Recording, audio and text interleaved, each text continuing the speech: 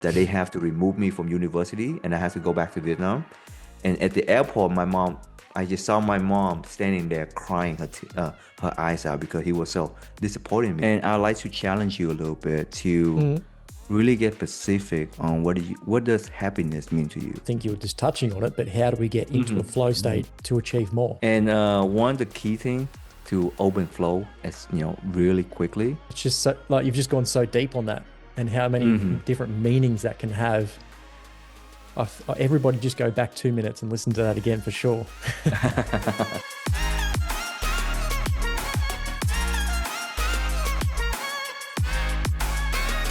I think it just goes to our culture. Everybody's just so relaxed and chilled. So as soon as somebody's pushing hard and trying to achieve something, everybody's like, just relax, stop doing that. Yeah. So do you what would you usually like to do? Like you go to a lot of conference? You enjoy public speaking? No, but it's something I need to get into. Obviously, having a podcast and talking to people. Public speaking is not something I do. I guess because I'm from the health and fitness industry, I'm a personal trainer. So when I'm in that scenario, I can just talk all day, no worries, in front of as many people as I like. But I've never talked outside of that. So I really think I need to push myself and book myself into something so I can get out of my comfort zone. Yeah. Yeah. Yeah.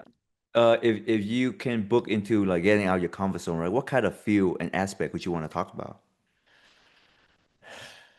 Yeah. And that's somebody else has asked me the same question. I'd love learning so much, and I've learned so much through the podcast, but I don't know what I would turn that around. I guess the whole purpose of my podcast is just trying to get people aware of their lives and what they're doing so they can take control and live a life of what they want instead of just in autopilot and somebody else telling them to live the life they want.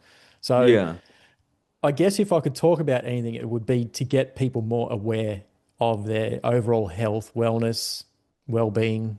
Yeah. Yeah.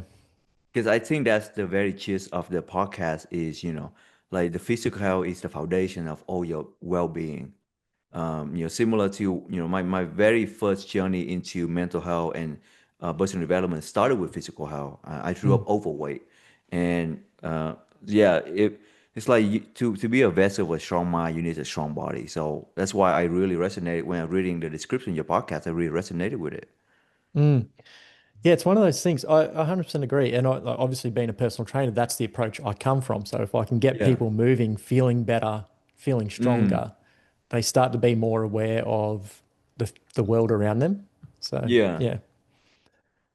Well, let's roll straight into it. Eddie, thanks for coming on I the almost feel podcast. like we're already into it. Yeah. I appreciate you being here. It's been one of those weeks for me where I've just been questioning my whole life. Like, what am I doing? Is it working? Should I continue? All that sort of stuff. So it's Friday afternoon here. So it's a good way to wrap up the week and get you to come on and talk about ERA training. So I love what you're doing there, and I'm excited to dive into it and see where it's going. But first, let's learn more about Eddie. We'll get back to the episode in just a minute. Are you exercising more than 3 times a week, eating healthy, sleeping the right amount, but still not seeing results, or feel like you should be progressing a lot faster than you actually are? If you're a long-term listener of the podcast, you know there's 8 pillars to your health, wellness, and overall happiness. I've even had a lot of doctors on the podcast recently talking about these 8 pillars, and they've written books about the pillars and how to implement them into your day-to-day life. But the biggest question I get from you guys is, how do I implement all 8 pillars into my life when I'm already exercising, sleeping, and eating right? What do I work on next? And that is a great question. And I've actually been working with some of those podcast guests to create this assessment.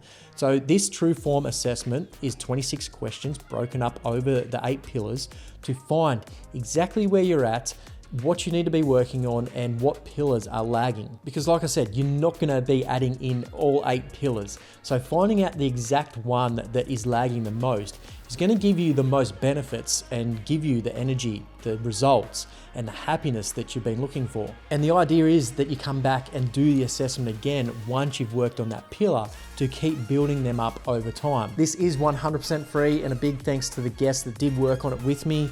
I've been trying to create something like this for a long time now, but just trying to figure it all out and how to get it there at the end, but also give you something at the end. So you're going to get results on what pillar you need to work on and how to work on it as well. So I'm very excited about this because now I can just, every time I get that question, what do I work on and how do I implement it, I can just send you there. So scan the QR code or link in the description, go do your assessment now, figure out what a pillar you need to start working on so you can live a long, healthy, happy life that is true to you. Yes, so my name is Eddie Truong, and I'm an inner transformational coach and a mental clarity expert.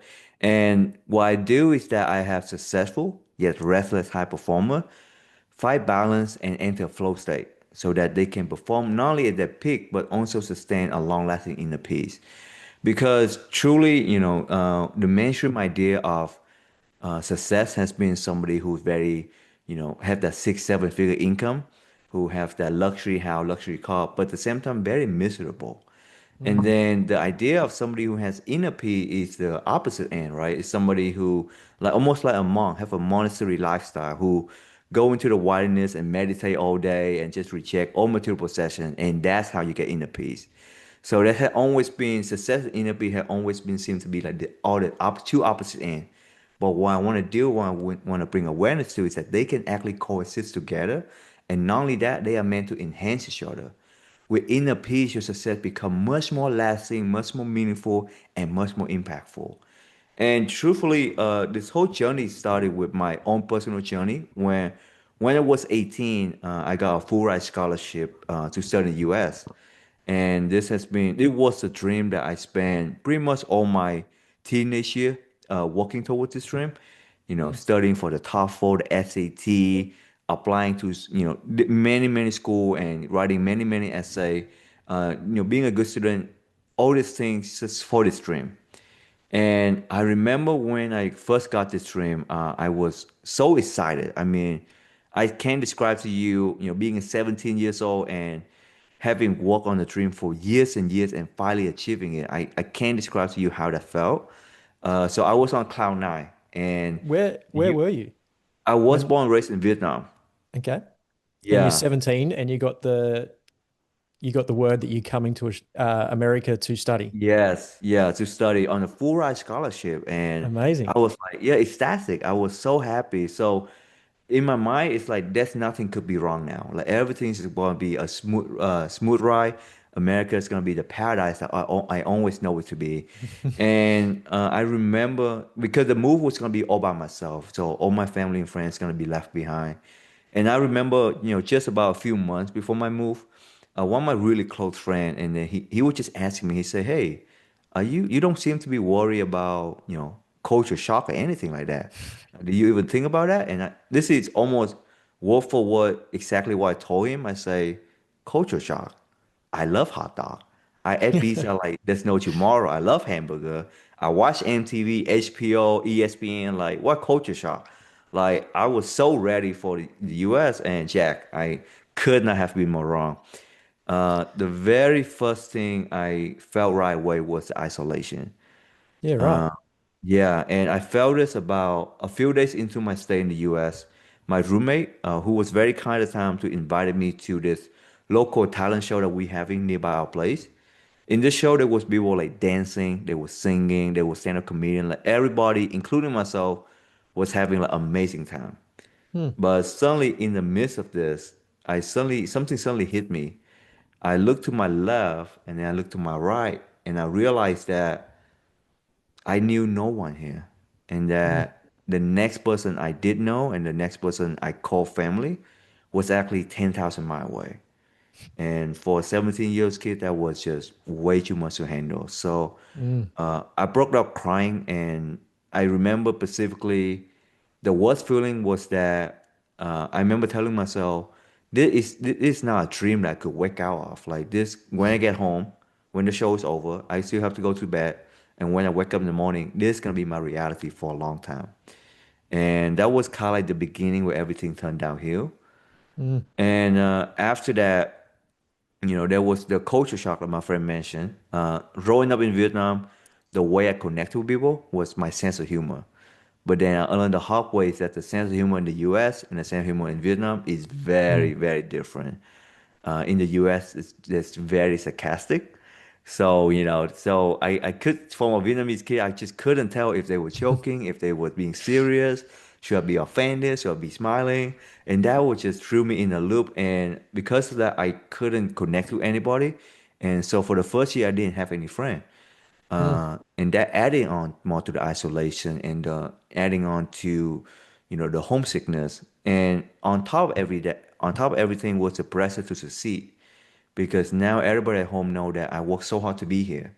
mm, But that means I have to be successful. That means I have to achieve all A's, and that means I have to get a six-figure career. So the huge pressure to keep writing and to keep on working was well, almost too much for me. And I because of this, I ended up for the first year I was in a deep state of deep depression. And I remember specifically one instant when by this time, it's probably about 6 months into my stay in the U.S. By this time, every night I was riddled with like anxiety, and every night I would have like nightmare. mm. The worst nightmare I have is me getting a letter saying that I did so bad in school that they have to remove me from university and I have to go back to Vietnam. And at the airport, I just saw my mom standing there crying her eyes out because he was so disappointed in me. And that for insecure 17 years old, that was very, very difficult to deal with. So every night having that same dream over and Yeah, over again. Yeah, far but out, Eddie. until one night check, there was one faithful night. And for some reason, this night I have this like amazing dream where I don't really remember the content of the dream. I don't know exactly the event, but I knew that I was with the one I love. I was with my best of friends, and I was laughing. I was smiling. I was having such a good time that even in my dream, I was thinking, wow, I haven't been this happy forever. This is amazing. And as soon as I thought that, I hear, yeah, my alarm clock went off, and it's for my AM class, and I instantly, the moment I wake up, I just feel such intense anger, Mm, and I remember throwing just grabbing my phone, just threw it across the room as hard as I could, being so angry that this happiness was basically just a dream. So what I did was I say I'm not going to class, which was a huge deal for me. I say I'm gonna go lay back to bed, close my eyes, trying to fall asleep, because this happened to me a few times when if you wake up and you fall back asleep fast enough, you get to continue the same dream. I don't know if that ever happened to you, but that was what I was hoping to happen. And in the middle of this, of just laying there, closing my eyes, trying to fall asleep, there's a thought that come into my mind that say, is it, am I really trying to fall asleep because my dream is much better than my life?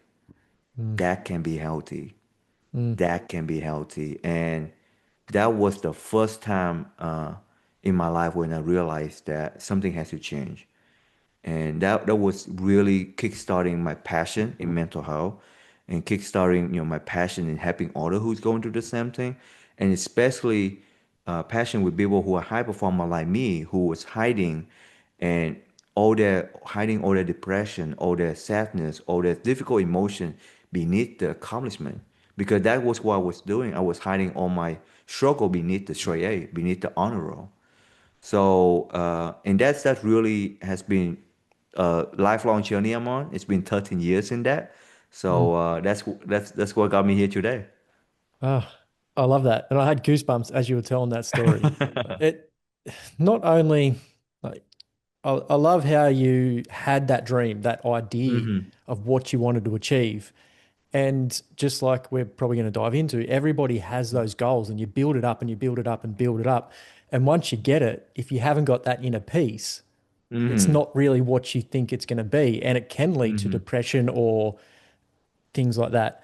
But Yeah. also, here in Melbourne, Melbourne's made up of a lot of international students. Melbourne is Mm-hmm. has a lot of good universities around, so there's a lot of students coming here, and a lot of them I Mm-hmm. speak to feel the same way. Like they go through the same journey. They move Mm-hmm. here, they're all excited to learn, move to Australia, it's going to be awesome, but then they feel so isolated, even though there's millions of people around. Mm-hmm. So I'd like to dive into that a little bit before we Yeah. dive into that. So, like, what did you've had this dream? You've Mm-hmm. realized again the amazing story how you've had self-awareness of where you're at, which Mm-hmm. is amazing as well. What was the next step? Like, what did you start doing? So, people always say the first step to solve a problem is to know you have a problem, right? So that was the step one. But they never talk about step two, which is confusion, anger, frustration. Okay, so I remember being like, okay, so it's my thought and my emotion that's the issue. How do I fix that? Mm, Like, where do I even begin? Like, what do I do? So there was a huge period of time that I have the awareness, but there was nothing I know how to do. But I always say I was very lucky that I think you agree with me that we were born in a time of technology where knowledge is at our disposal just like this. So YouTube, funny enough, was mm, my very, very first coach and mentor. Because I was searching on, like I want to learn more about people who have this emotion and how do they handle that. So I was just typing a lot of questions into Google and YouTube and watching video. And early on when we first start catching up, I was talking about my passion in public speaking, and that passion really came from because I watched so many public speaker at that time on stage speaking about mental health, speaking about their own journey, speaking about how they overcome that, and the impact they have on my life is the same impact I want to have on other people's life. One of my favorites would be Tony Robbins, Brandon mhm, Burchard, and then later on, I got really deep connected with my spiritual teacher like Eckhart Tolle, Michael A. Singer. These are people who use their voice to bring awareness and to bring guidance to a lot of people. And that was the second step. That was probably the third step is to keep on learning and understanding. The first thing I have to understand is that this didn't happen only to me mm, because and it might sound very obvious, right? Obviously, this is a very common thing, but when you first going through that, that wasn't something I was aware of. It felt like it was only happening to me. It felt like everybody was having such a good handle on life. That everybody was so happy and everybody was just seemed like have their stuff together. Meanwhile, I'm just broken apart. But mm, the more we listen and the more we talk, we have learned that a lot of us feel this way. So knowing that it's not happening just to me, allow me to number one, feel seen, feel heard, and also allow me to have this passion to connect with people more. Because now I know there's a lot of us who suffering from this silently just like I did. So that's why I love talking to people and understand. Because many of our conversations starting with, a conversation with me I have with a lot of my people I connected with. It start with just, regular lovely conversation, but it could be just one question for me. Say, okay, how are you really doing? And that opened a floodgate of how they're mm, really feeling. You know, and so that has been knowing that it's not only happening to me, allow me to feel better, to feel that there is community for me, and second, provide me that love for people and want to connect with people who going through the same thing. And mm, then after that, it would be just knowing it's uncomfortable, but we were talking about putting yourself in the uncomfortable zone, knowing that okay, there is the different in sense of humor, there's different culture. The only way for me to get over it is to immerse myself in that culture, and that's gonna have a lot of discomfort. But knowing and understanding that is part of the journey, and and then another aspect for me at that time too, and I know you resonate with it, was physical health. I started really taking care of my physical health first as a way of distraction mm, because there was so much going on mentally that I want, okay, if I focus on my physical health, at least I will look good while I'm being miserable. At least I'll be focusing on working out and having some focus on my body instead of just my mind. And that has been those have been the very foundation of my personal development journey. mm. I love that. It's funny how used you used YouTube. Well, I'll say that a couple of Hmm. times fast to get out of those dark places, and I use podcast. Yeah. Probably going back 10 years. Again, I was in a pretty dark spot trying to get out of it, and I just Hmm. put my headphones in and listen to inspirational people talk on podcasts. And Yeah. this is just my way of paying back, I guess, to them. Yeah. 100%. Yeah. All right. So you also mentioned how, you had that goal when you were younger in your early teens leading up to Hmm. America.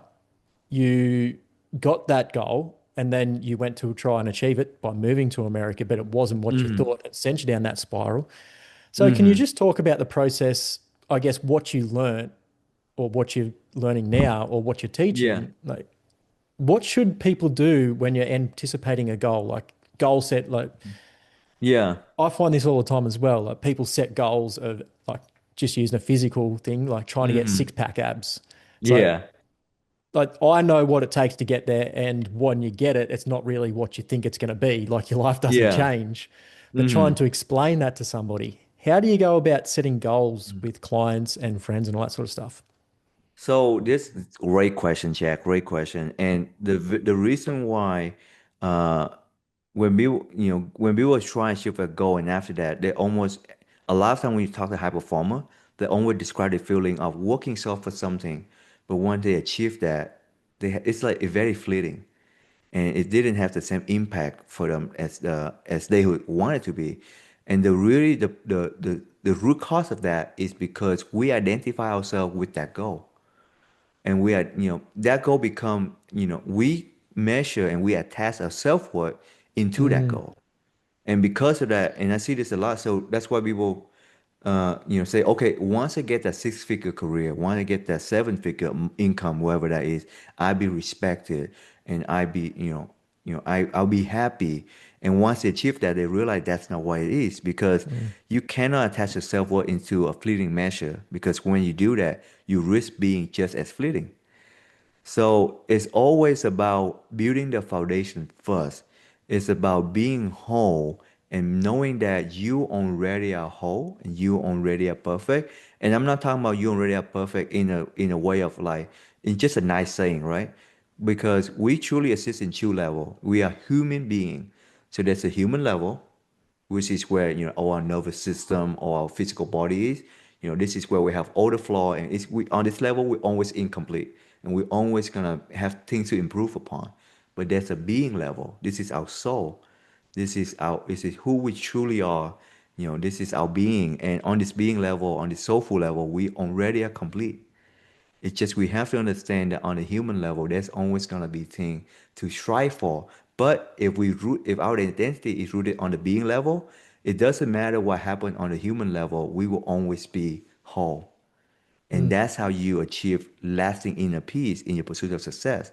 But if you are hoping that success or that achievement, the outcome to make you feel whole, you playing a losing game. And it almost like the way I'm describing it, my analogy is imagine somebody like a person in the desert so thirsty for water well, and he's just going miles and miles and miles to find a well. And if he found one, he so single focus on that well and keeps striving for it. But when he reached that well, he realized the well had no water. And then he have to look for the other well and keep looking for the next well. And it's almost like a never-ending game. And that's why that's what's sent a lot of high performer into this downward spiral. Because if $1 million doesn't make me happy, will 10 make me happy? Well, I mm, got 10, it didn't make me happy. Well, now we'll have to go for 100? Where will it end? And that's why it's very, very challenging for high performer. mm. Like I said, everything you're saying is just resonating with me at the moment.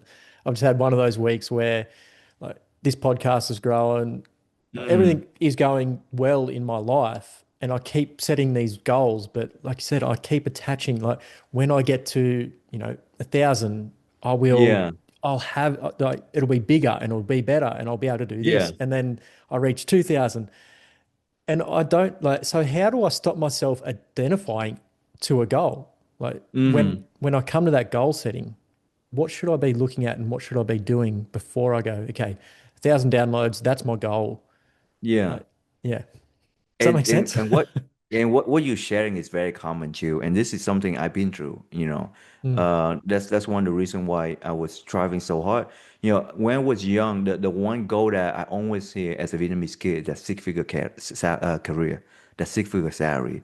That was like, wow, once I get that, I just be so happy. I'd be like, I make it in life. mm, And when I got that, it was a very okay. I didn't feel the excitedness that I was thought I was felt. I didn't feel that completeness that I was hoping I was felt. And so it's very common. And so you already did the most important step, which is awareness. Just the fact that you are here and having awareness that, oh, I noticed that. That mm, already puts you ahead, like 99% into your journey. Because that awareness is so important and bring you so far ahead. And then the next step, it's not about, I think a lot of time people think this, identification or disidentification as like a single switch. It's like, okay, if I stop identifying with it, that means I will never identify with it anymore. But this is actually a decision that you keep making over and over and over again. This is something you keep reminding yourself until it becomes your second nature. mm, But that's part of it. It's not something that you decide one and then just say, okay, it will never come back to me, right? That's not how the human mind works. So having the awareness, making the decision, and the one thing that's very, very helpful for me, and which is what I teach my clients you, is to learn gratitude is the very key, and gratitude for the present moment. Once you are grateful for everything in your life as of right now, you will stop identifying and stop hoping that something else will make you happy because mm, are happy now. And gratitude come in a form of, and gratitude is a muscle. It's not something that come natural to most of us, unfortunately. So it's something that you do, and it's something that you do every day, every moment, everything you can. And you start with very simple things. Start with things that you would take it for granted. Like I'm really am grateful for the fact that It's only fascinating to me that if I in my mind say my hand go like this, it go like this without me saying anything. To me, that's so fascinating. And I'm so grateful that I can every step I can feel how I feel in my step. I'm grateful for every breath. And having gratitude for life and having that love for life will help you to not be able to look for love in an external place. And another thing that I have with my client too is one big mindset. A lot of time the traditional mindset or framework that we have is have, do, be. Are you familiar with that? no. So have to be is most of us will say, once I have the thing that I want, then I get to do the things that I love. And only then can I be who I aspire to be. Hmm. And that's always the model. And because of that, we will always wait until when I get that and striving for that. But the real model that I teach and the model that will completely change your life is be, do, have. Be the person who you aspire to be right now. Do the thing that person would do, and then you will have the thing that person would have. So you won't have to wait for 10,000 followers to feel happy and content. You can be happy and content right now. And Mm. then you can ask yourself, when I get to what that person would do. And it's not I wouldn't measure your future self in a specific goal, but I would measure in like what value would that person have? What kind of impact that person would create? What kind of habit that person would have? And you start doing those things, you will guarantee have the thing that person would have. So it's funny how you bring up gratitude. Like I said, I've just been going in a downward spiral, and the other day I realized I'd stopped doing gratitude, and I've Hmm. literally got my gratitude journal right here Awesome. and I've just started doing it the last couple of days just to get back in the Yeah. habit because I'm like, what is going on? And Yeah. it really does make a big difference. Like, it is a Hmm. muscle. Like just like when Yeah. you stop working out for a couple of weeks and you're like, why does my body feel so slow, sluggish? I got no energy.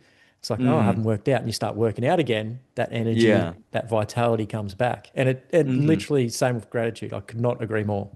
Yeah. And it's such an antidote for everything. Mm, And it could feel challenging because a lot of time people say, I'm so upset in my life. I'm not sure what to be gratitude for, you know. So, but what I say is a lot of time all you have to say, you if you cannot find if you really cannot find anything to be grateful for in life, all you have to do is say thank you. And that's it. Just thank you. Love Just that. simply and that's enough. And you just do that, I promise you. And you can find more things. Well, I really find right. And I have a question for you too. I love to hear this, but the thing I really am grateful for the most is the fact that oh, and one thing that I also talk to coach with my client, it's like a muscle, right? First you start with the easy level, and then you start with a more advanced level. And the advanced level would be to be grateful for the thing that's going wrong in your life right now, Mm. because it's important to understand that life wasn't designed to always make us happy, but it was perfectly designed for the evolution of our consciousness.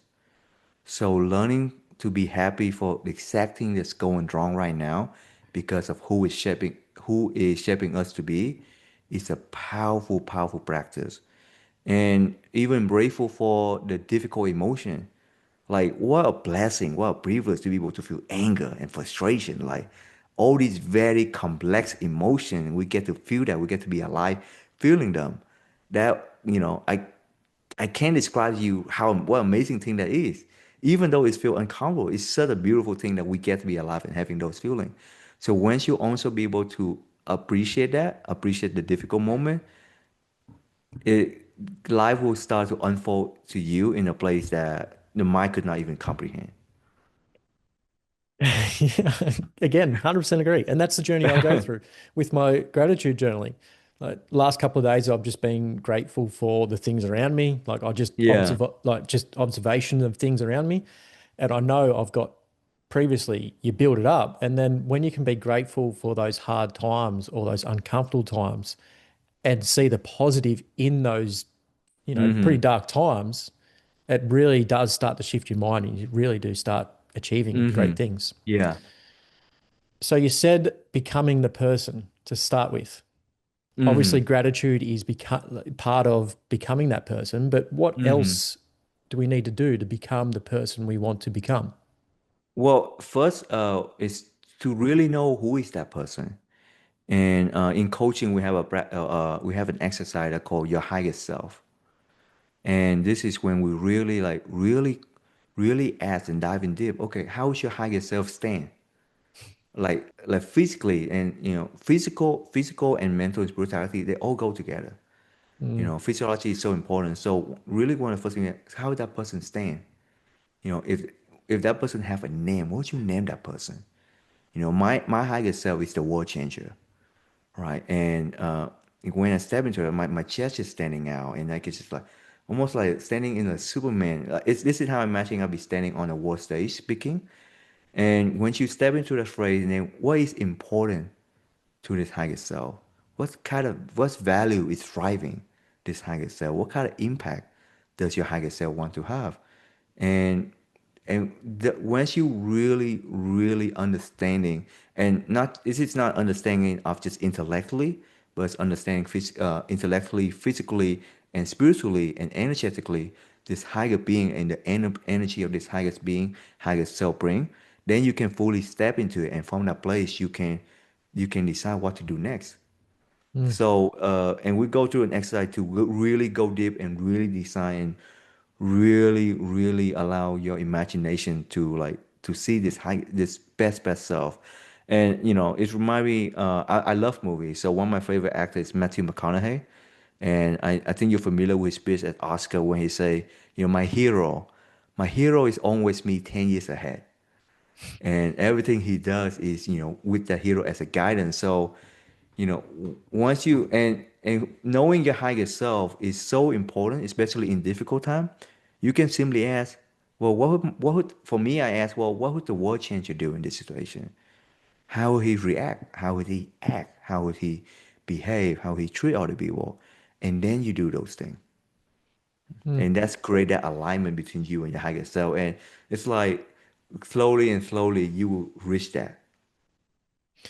So, what practical things are you doing? Is that a conversation you are having between you and a client, or is it a set of questions you send and they journal about them? So how do we You know, go about finding that? yeah, it's almost like a question like the way me and you is talking right now.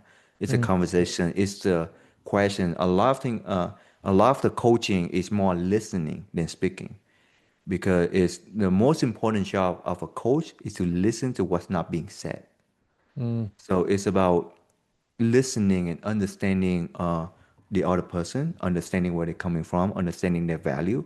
You know, we call mining value, meaning through our conversation, I can understand what is important to you. You know, what's driving you, what's currently driving you, and what would you like to be driving you right now. So once you go this, and there's a set of questions, but I describe it like that's the way I describe to my clients like imagine being back as a kid and you can just come to play. Don't think of this as like, okay, I have to come up with my higher self this session, or I have to do this, do that. We can get this session, or we can get the next. It's think of it like a play, like it's and bring your imagination. This is the number one in priority for me is create a safe zone where people can truly play, can truly, do things that in normal setting maybe seem like that's ridiculous. I can't do that.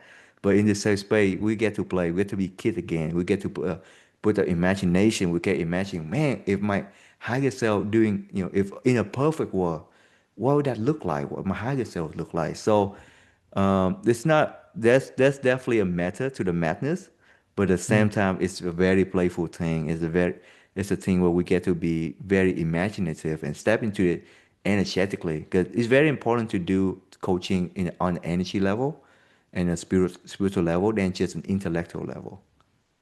Mm. What do you mean by that? Meaning, a lot of time when we ask questions, we're trying to think from a place of logic. We're trying to think from a place of like very very logical step. Mm. But logic can be very stifling sometimes. Logic can be very restricted. But when you think about it in a place, when you just allow your imagination to go like all out, like it's okay. There's no right or wrong answer.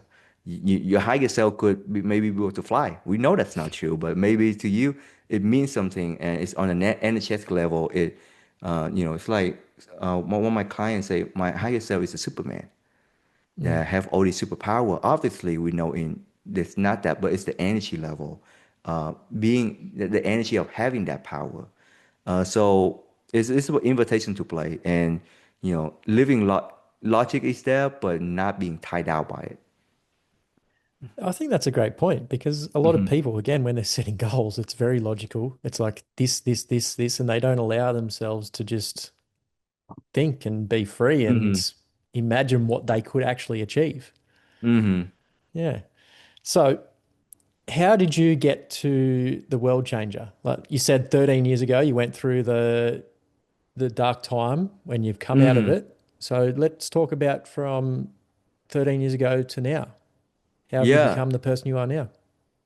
it's really, I mean, like with anything, right? It's take time, and it's take. I think the number one driving thing for me was purpose.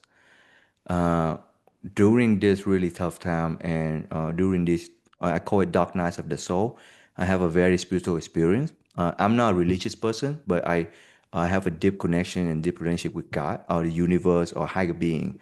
Uh, it's not like I know and I felt and I'm so deeply connected to there's a higher power that helping me and watching over me. During this very dark night when I was 18, 17, 18 years old, I seriously contemplated, ending it all. And every time I get any close to that, I hear a voice. It's crazy to say, but this voice is almost like as loud and as clear as I'm hearing you speaking to me right now. And I know for a fact this voice didn't come from here or didn't come Mm. from here. I know it come from a place that beyond me, but the voice keeps saying, don't give up that purpose to this. Don't give up that purpose to this. And that has been continually like driving me. I keep hearing that. Don't give up the purpose to this. And what really helped me was that before I have that experience, I almost felt like I was being punished for something that I'm not quite sure of. Like, why this happening to me? All I want to do was to travel to the US, study, and achieve my dream. Like, why did I have to go through such difficulty to get that? And I felt like I was being unfairly punished. But when I understand that there's purpose in my pain, I know that it shifted from like I'm being punished to I'm being created, like I'm being prepared for something bigger. That and now looking back, I really look back at that time, and that's why I'm able to speak about it so freely with you because I look back at that time with a lot of fun memory and a fun Mm, and good feeling because I know I'm so grateful for it because without going through that difficult time, I wouldn't have the undying passion that I have right now. I would not be sitting here talking to you right now if I mm, didn't go through that. And so I learned to become really and extremely grateful for those dark moments. The way the way my analogy for this is like, imagine if a diamond could talk. Don't you think the diamond would be extremely grateful for the immense pressure it went through? Because of that pressure, it went from being just a piece of coal to a piece mm, of valuable gemstone that valued, millions of dollars. So that's how I felt, and that's and that keep having that purpose, knowing that every pain, every difficult situation I go through, is forcing me and helping me better, so I could better understand people who going through this. And that has been the driving force for me for the last 13 years. And the moniker, the world changer, it really came from my biggest dream in life. And this is a dream that, this is the thing that I'm so passionate about. And this is my lifelong dream. I kind of give myself about up to maybe 50, 60 years to achieve this. 'Cause I know it's a difficult one. But my dream is that I want to change the world by implementing mental health education in our educational system. The mm, same way that physical education is done in every school, every country, I want mental health education to have the same awareness because a lot of us, and I can speak for myself and a lot of my friend and even people from older generation than us, we go through our life, having all this limiting belief and having all that, and then as an adult, we become so broken, and then we start picking up the pieces then. And we never was never taught about mental health or mindfulness or gratitude, simple thing, in school at a young age. So as an adult, when you're trying to learn these things and pick this thing up, it's become very difficult. It's like learning a mm. new language when you're 25. It could be done, but it's tough. It's tough. But a kid who's 5 years old, they are so adaptable and they learn language just like that. Many kids can have, many kids would come from a mixed culture background, can learn two language Mm. just by listening. So imagine if everyone at a young age have this knowledge, have these, have the understanding that emotional, okay, how to sit through them, how to go through them. If we have this understanding, even saying at 7, at 5, 7 years old, and that integrate to who we are, just how much better our society would be. And then my goal is to have that for the first generation, but then the second generation will have the benefit of not only the education, but also having a parent generation before them who also know this knowledge, and that gonna make the experience, make the understanding even deeper, and it will keep getting better and better after that, generation after generation. And this is not like a dream of like a utopia. This is not a world where there's no conflict or there's nothing wrong, but it will be a world where much better equipped to handle stress, to handle the difficult thing that life throws at us. And that's has been my lifelong dream. And then that's where the moniker world changer come from. And it's a dream that I really, really, it's what's driving me. So, keep pushing me every day on this journey.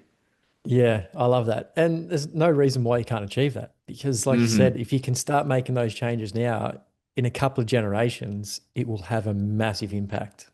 Yeah. And yeah, all it takes is, like you said, like kids can learn different languages, and emotion is technically a language. Like Hmm. you to be able to explain or talk through an emotion you're having, it's definitely I think it's a language, and the most people don't know how to do it. Yeah. So if you can get people doing that, especially at a young age, yeah, that will be Yeah, world and changing. I think kids are just so intelligent, so smart, Mm, and they're just so yeah.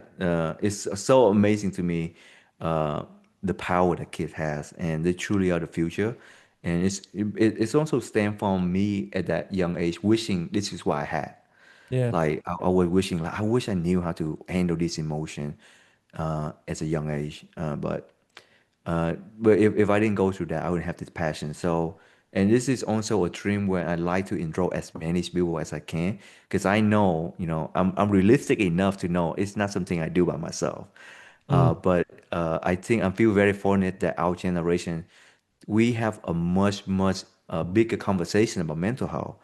Because, when I was growing up, mental health was just never, especially in from my Vietnamese background, it was just not something you discuss. Like, I don't even think we have a word for it, mental health. So just to be in this generation right now when I feel like it's talked about a lot more, even though it's still not talked about enough, it give me really like a positive hope and optimistic for the future.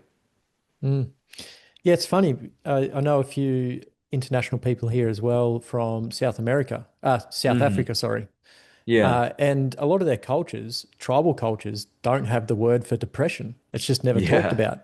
And Mm. which I guess whether they have it, they suffer from it in a tribal setting or not. But then when you try to move here or you're a refugee and move to Australia, Hmm. depression is very, Yeah. very common. So, Hmm. yeah, I think, again, bringing it back to the schools and putting education around like what is depression, how to feel, talk through it, all that sort of stuff will be Yeah. massive. So let's dive into ERA training. Where did that come Yeah. from? ERA training. So ERA actually stands for empowerment, rediscovery, and awakening. And I promise you, this isn't just like three random, spiritual sounding words. I just put them together.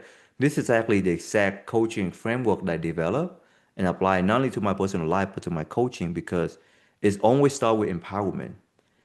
Because especially for us, especially in difficult time, we couldn't help but feel like powerless.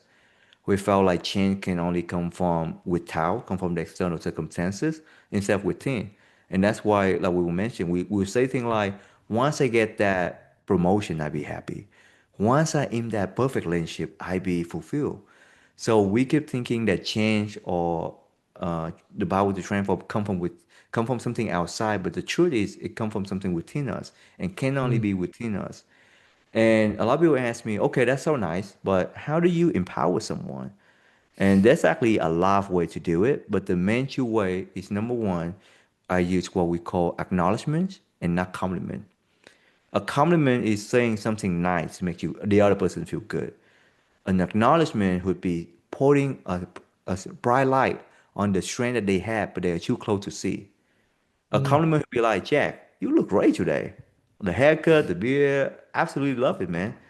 But acknowledgement is that, Jack, I know this week has been tough for you. But the fact that you still show up here with a great big smile on your face, with such positive energy for everyone listening, that's great strength. mm, That's courage. And I know that at times you may find it difficult to do gratitude practice, and yet you still do so. That's progress. And so there's so many strengths that we have, but we are too close to it to even realize it, or we are too critical of ourselves to even acknowledge it for ourselves. When I get to do that for my client, I get to see their face light up. I mm, really get to see them step into the power. And another way to empower somebody is to trust that they have to answer themselves because a lot of the idea sometimes the idea of coaches would be somebody to give you the exact answer. It's like you ask a basketball coach how to shoot, they can show you exactly this is how you do. But a coach in the mental health and spirituality is somebody who know that you are naturally creative, resourceful, and whole, and guiding you and asking powerful questions so you can go deeper into yourself where the answer has always been. And by trusting my client to get to that answer themselves and asking powerful questions to guide them to it, it become a very powerful process because an answer from without is a solution, but an answer from within is a transformation. So when somebody arrive at a as a as a insight or as something within themselves by themselves, that become who they are. It's no longer mm. just information that I provided to them. And so that's the very first step, empowerment. But this isn't a process like, okay, I'm done with empowerment, right? This is an ongoing process for every session, every conversation.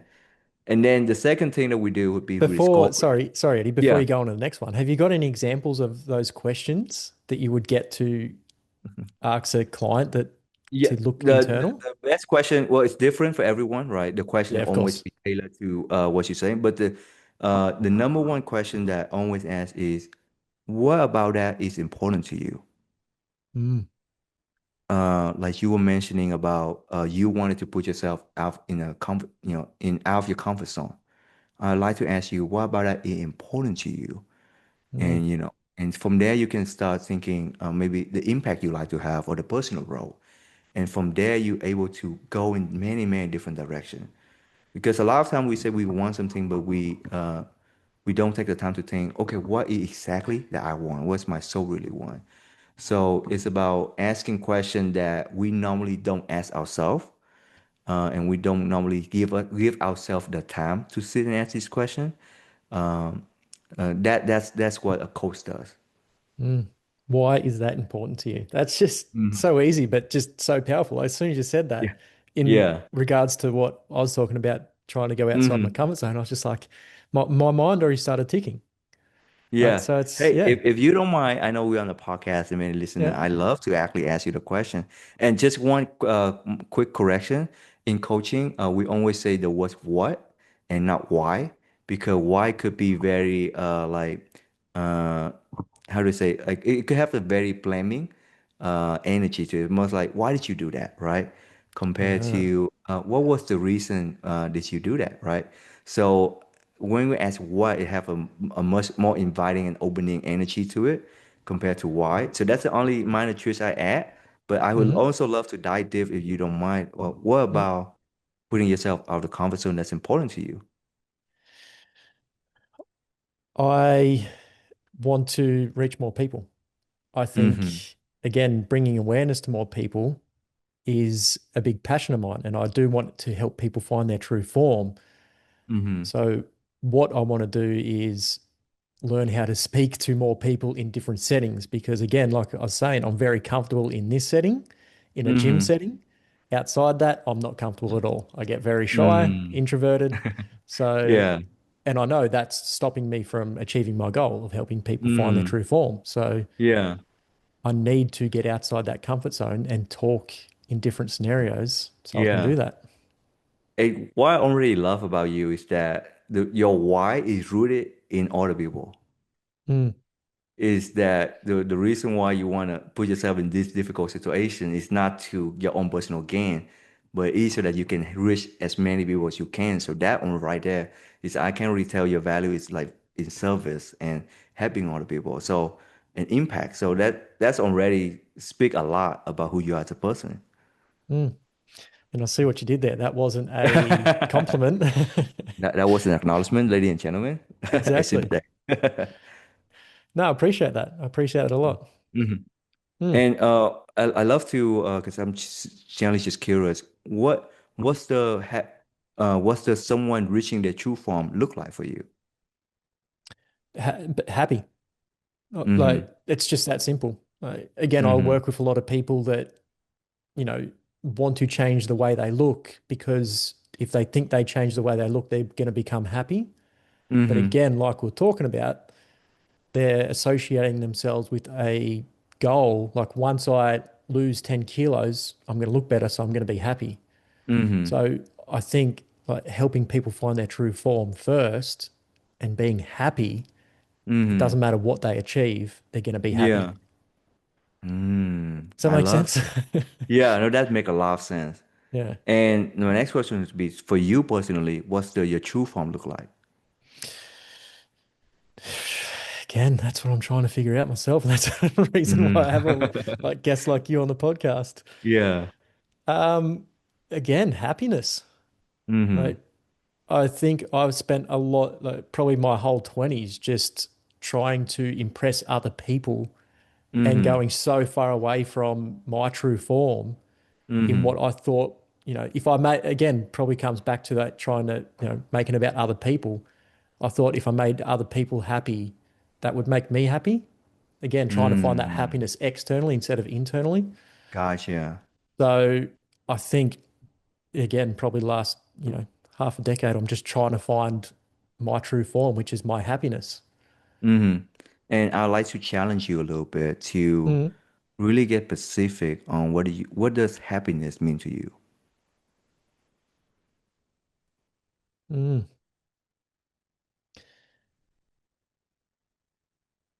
don't know. Mm. Isn't that a Mm, lovely place to be? mm, Mm.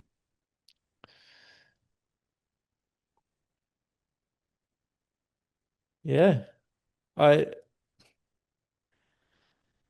again, I I think I know. Like I think Mhm. happiness to me is being able to do the podcast and nothing else, and Mm. just be able to talk to people without any like worrying about money and all that sort of stuff. So, Mhm. but again, am I identifying as something? But like once I get a certain amount of money and I can do Mhm. this like again, what am I identifying with, and what am I Yeah. making happy there? Hmm. So I love this, and I love that the first thing you say, I don't know. Hmm. It's not an easy thing to admit, right? And a lot of time when we say we don't know because we're trying to come and think on an intellectual level, and we're trying to understand, like we in our mind, we say, okay, how do we define happiness? So a lot of people could be like, okay, what's the metric that I consider happy? And so usually that's where people get stuck. So what I always ask is, if you don't know intellectually, first, it's very simple level, your body. If you are happy, when you are happy right now, how is your body? What's the posture of your body? How you sit? Hmm. What do you mean? Sorry. Like, if you, let's say you are happy right now, can you imagine Yep. that this is your truest form? You're Hmm. living in your truest of form. You are happy internally. Everything is whole. How you sit? How you stand? What's your physical body look like? Honestly, in a chair like this, just sitting back, just Yeah, for those that listening, and just hands on my head, yeah. just leaning back, enjoying life. Can you just show me? Can you show me exactly like Just what I feel like? yeah, just I love that. It's yeah, kind of like relaxing. It's almost just like relaxed. yeah, like being on like a beach laying somewhere. That's the Mm, first thing I imagine, like just in there. I love that. yeah. And and when you say happiness, where do you usually feel it in your body? Where do I feel it? Mm-hmm. In the chest? In the chest? Mm. Okay. And if you can describe the feeling, like how does that feel? It would be like a warm light. Like if you get Mm-hmm. one of those heat lamps and put that Yeah. there, it's like Ah, very bright but very warm at the yeah. same time. Mm-hmm. Mm. And does this light have a specific color to it? It would be sort of the yellow, I guess, if I Yeah. like a yellow. Hey, that's so funny because hey, I guess I have that light too. Yeah. So the ring light color, so that Yeah. yellow bright color. Um, hmm I guess similar to not the sun directly, but if a cloud was over the sun, you still got that bright light, but you can still look at it, I guess you could Yeah. say. Mm. Yeah. I love that. And yeah, are you a very abstract, are you abstract, you say you're an abstract person or a logical person? Abstract. Abstract, yeah, I could tell from your answer, and I love that. Absolutely love because I'm the same way. Yeah. So, a lot of time what I invite you to do when, and this is a question, maybe if you would love to dive deeper, is I think it's a powerful question that you can continue to explore during your Mm. day and during your upcoming weeks. And it's not about I think a lot of powerful question. It's not about sitting there and thinking about it, but it's just like having that in the back of your mind. And when the answer come, it will come like that. There's no mistaking about it. And a lot of time when you are stuck intellectually, I would love to invite you to like instead of thinking it, feeling it, like Mm. let the answer come not from here, but from here. Mm. And a practice that I do when every time somebody say, "Oh, I don't know," all I ask to do, well, we don't have to know, but we can take a few moments to take a deep breath, and I go into this like breathing technique, meditation with them, and I just give them space as long as they need. And sometimes they say an answer is not gonna come today, and that's fine. It's something I want you to sit, or maybe sometimes an answer come from a place that, and I hear this a lot, like I could have not have thought of that answer but it just came to me. And Mm. it's about creating that space within you, allowing the answer to come. I reckon I'm going to add that into my gratitude journal, like what makes me Hmm. happy. Yeah. Like literally just think about it because again, Hmm. like you asked me that and it almost drew a blank. So, but I think correct me if I'm wrong, but it would just be like any other muscle, like we was talking about gratitude, like what makes you 100%. happy, trying to think about what makes you happy, just Yeah. regularly thinking about it is just going to get Hmm. easier and easier and easy to Hmm. understand. Yeah. And you Mm. you hit it right on the nail. It's all about it's muscle. There's a mental muscle and there's a spiritual muscle. And and this is something, it's like if you don't use it, you lose, right? If you don't go to the gym, you lose it. So it's something, it's become like, it's not something, a quick fix. But it's like, I, my analogy for this one would be like, play guitar. When you first play it, you have to tune the string to get perfect. But then after a while, you have to retuning it and keep doing it. And Hmm. that's the personal development journey. And it's a lifelong journey. And it's the Mm. most beautiful journey we could be on. Yeah, 100%. So let's dive into, I guess, daily practices that people should be Yeah. doing and thinking about when they're trying to improve themselves. And like you said, Hmm. you work with a lot of high performers. So Yeah. I'm not, a lot of my audience aren't high performers, but I think being a mother of a couple of kids and trying to have a life and run this Yeah. and run that, that's high performance to me. So Hmm. whether you're a CEO of a business or just somebody trying to smash a fitness goal, I think that high performance can be used throughout. Hmm. So what are some things that you've learnt working with high performers that, people should be doing and implementing into Yeah. their day-to-day life? So one of the things I always recommend is having a morning routine. Having a time for yourself, just for yourself. This could be 10 minutes when you're starting out. It could be 15. It could be 30 minutes. What I like to have my perfect time for me is about 45 minutes. And if I really have a not busy schedule, I have an hour 15-minute routine. But this is basically having a non-negotiable commitment that this time is only for you. This is a time of just nothing. There's no external stimulation from the world. This is time for yourself. And you know, the practice that I recommend, the practice I use for myself is meditation. I've been a practitioner of meditation for close to about as long as I've been on my personal development journey, and it's a really powerful tool to learn to become not identify with the mind, but become the observer and the witness of the mind. And the no, a lot of time, I tell high performer, I share this to high performer, like, oh, meditation, I can't do that. That's just too much. And I say, well, don't call it meditation then, because I feel like a lot of time when we say meditation, it become like Mm. a task that you have to do. Like, I got to do the meditation. It's meditation. It's not about the checklist. It's not about having meditated. It's about being present right in that moment. So one way I recommend people to do like if it's by saying meditation bring you this like like negative energy like you don't want to do it, call it something else that you would feel excited to do. I call it my personal say I call it either time with myself or time with God, or I say God I get to spend 30 minutes to do nothing. I just sit on my couch really comfortable and I do nothing, and knowing that it get me excited to do the practice. And another thing, misconception that people would have about meditation is, I love to ask you this: what is your idea of, let's say, a successful meditation session? What would that be? Feeling calm and present afterwards. Conversation. What about during it? What would be your like criteria for a successful meditation? Successful. Yeah. Just again, being able to sit still.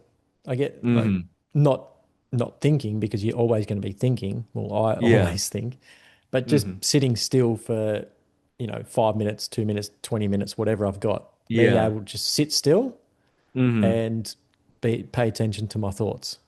Yeah, that's actually really lovely, and it's a very it's a lot of people share that, and a lot of people have this idea that successful meditation is like not having any thought at all Mm. during. Yeah, it's like, oh, I got that one thought, I fell, I'm gonna stop now, right? Mm. But truthfully, there's no successful meditation. There Mm. is no right or wrong meditation. There's no meditation like, oh, this is a win and this is a loss, right? Meditation is simply just being present with yourself. That's all it is. And this means that being present, if you cannot sit still, be present with that. If you have so many thoughts, be present with that. And accepting that's what it is. And by doing that, you allowing to like uh, the analogy that every one talk about is like you are the sky and your thought the cloud. A sky who just look at the cloud, notice it, and let it flow by, Mm, but it's not identifying with it. So if you have anger, frustration, just notice it and naming it, and just be present with it, and not making it right or wrong. Somebody who does that, that's meditation. mm. And another practice that I help people with is this is a breathing technique that I use for myself. Is I call it the way I call it diaphragm breathing. This is like, if you can indulge me for a second, if you can sit straight Hmm. up with me, sit straight up and relax as you can. So now I want you to first feel where in your body do you feel tension right now? Shoulders, Shoulder, okay. Can you try relaxing that for me? Okay. Are you noticing anywhere in your body that have tension? Even the slightest palm. legs, Okay. Can you try relaxing that for me? Yeah. Anywhere else? neck. Neck? Okay. Show me a relaxed neck. How would that look like? I like that. So now, if you could close your eye for 1 second, and now shift your energy and focus to your stomach, to your diaphragm. And it could be helpful to you if you want. You can place one hand onto your diaphragm. So now, most people when they're breathing, they put their focus energy on their nose. They say inhale, and they use their nose to suck the air in, right? What I want you to do is not focusing on the nose whatsoever. Put all your energy in your stomach, your diaphragm, and simply expanding your stomach as slow as you can, and feel the air naturally flow into your nose. Hold at the top, and now contracting your stomach as slow as you can. Feel the air naturally flow out your nose. Expanding your stomach slowly. Feel the air naturally coming in. Hold it. Contract it slowly. Feel the air naturally flowing out. Expanding stomach slowly. Contracting it. Feeling the air flowing out naturally.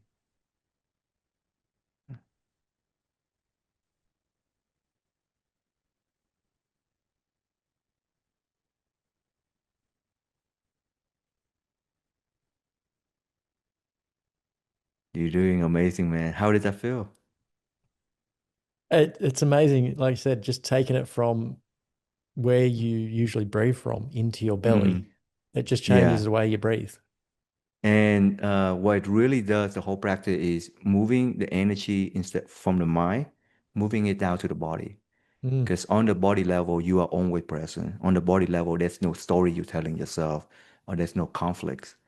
So by doing this, anytime you notice there's a thought, notice that thought, and then shift your energy and awareness down to your stomach, a pretty far place from your mind, and just focus on your stomach and have the energy inside your body. And I think you can test it is that when you do that, the air naturally flow in and out. You don't have to constantly think about it.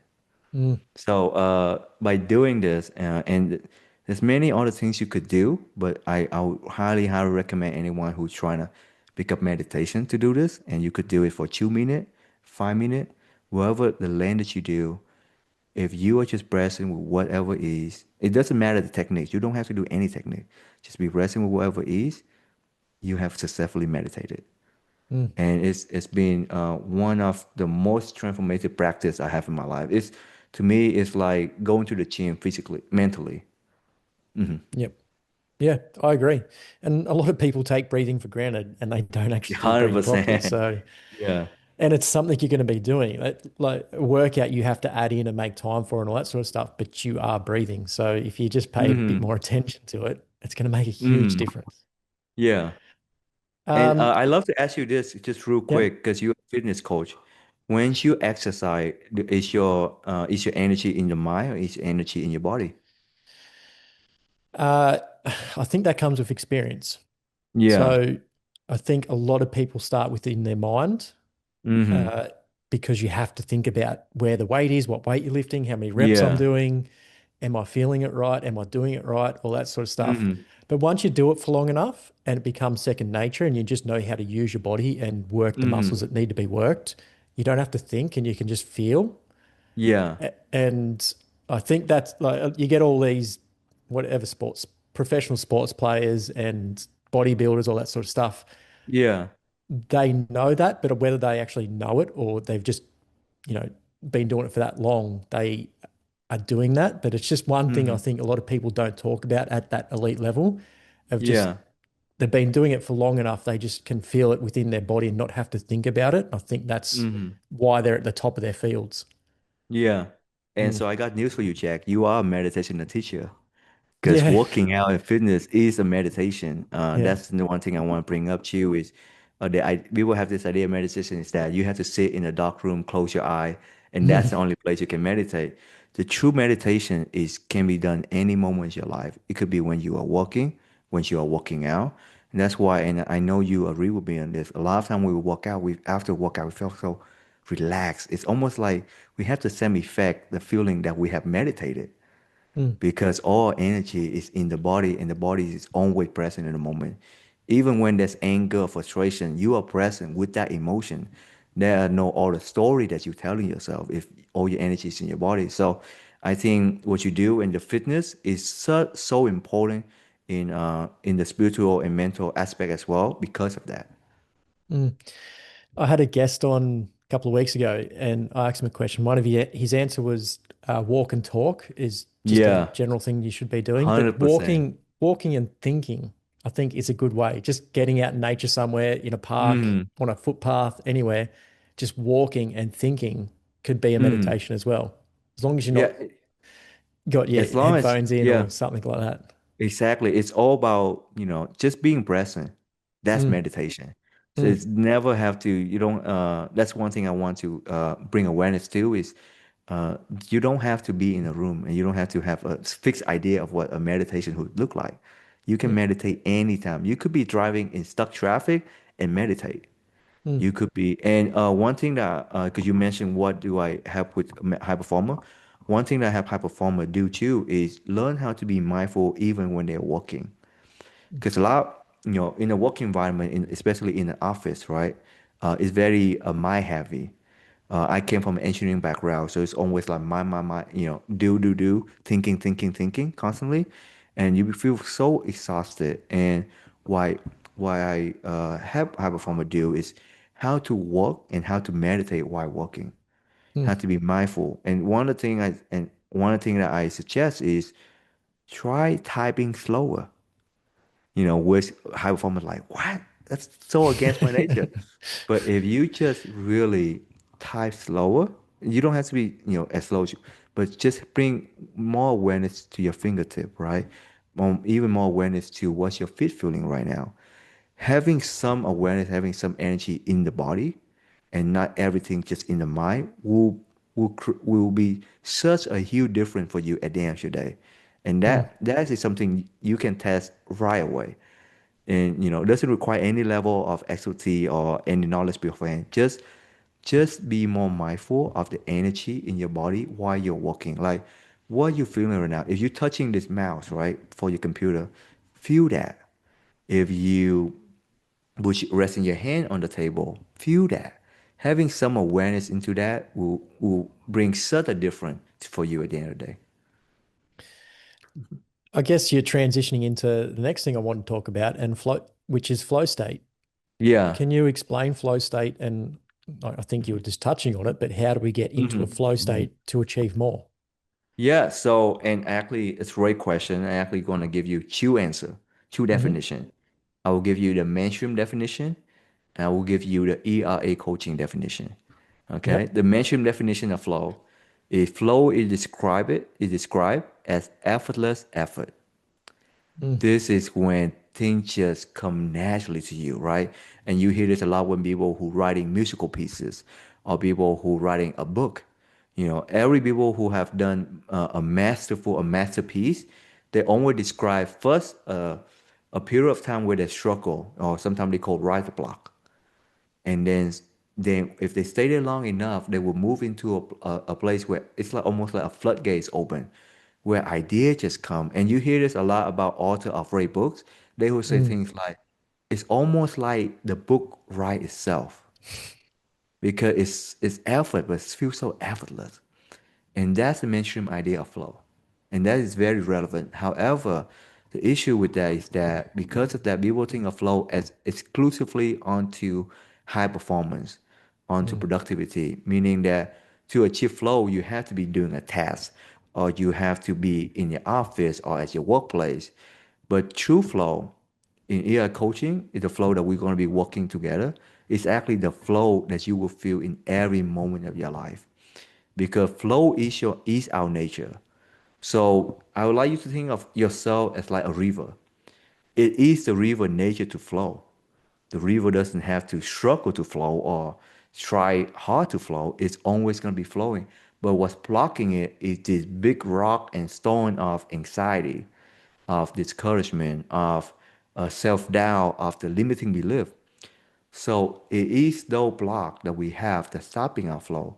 So the very important what I do is that identify what these are and then removing them one by one. And mm. once you do that, you naturally return back to flow. And this is a place where, and this is flow even when you taking a walk or when you with your loved one. This is where everything, no matter what, just become easy. Not easy in the sense that it won't be challenging, because that's not Mm. life. It'll be easy in that no, it's that deep knowing that no matter what, you will flow right through it. It's like a river that been, imagine a river that been straight for so long, right? And then suddenly it hit a curve. The river wouldn't be like frustrated about it. Wouldn't be like, why is this a curve? River who just naturally flow through the curve and continue its flow. And that Yeah, that's the place where we want to get to. I love that because even in my question, I'm like, how can I get that 30 minutes of flow state? But like, why am I Yeah. limiting it to 30 minutes? Like, it should be just your life should be flowing and it shouldn't Hmm. be a mess and then organized for half an hour and you're getting stuff Yeah. done for half an hour. Yeah, love that. And one of the key thing to open flow, as really quickly, you could try is go back to what we say gratitude. Mm, And when I say gratitude at this level, I'm not saying gratitude in here, but also gratitude on a deep soul level, like truly, truly love life. And you don't have to fake this love. If you really notice and understanding what miracle life is, gratitude come easy to you, and it's a second nature. Uh, so gratitude has been like the foundational key to enter this flow. 100%. So I'm going to start wrapping this up. We've been going for a while, so I appreciate your time. I always end with one question, which Hmm. is if you could get every single person to do one thing, one practical thing every single day, what would you get them to do? But we've already Hmm. covered gratitude and meditation. Yeah. So there's got to be a third thing that everybody's got to do. So every single Hmm. person on planet Earth has to do this one thing, but a practical Yeah. thing. So can't just be sit there and think, I want them to actually take action on something. What would you get Yeah. them to do? That's a lovely question. So one thing, and you want a practical thing, like an Mm, action item, an mm, action thing that someone could do is simply, and I think this is an important question. When you are walking, just simply ask, what's my feet feeling right now? That's it. In every step, there's peace. Every single step that you take, just simply ask, what's my feet feeling right now?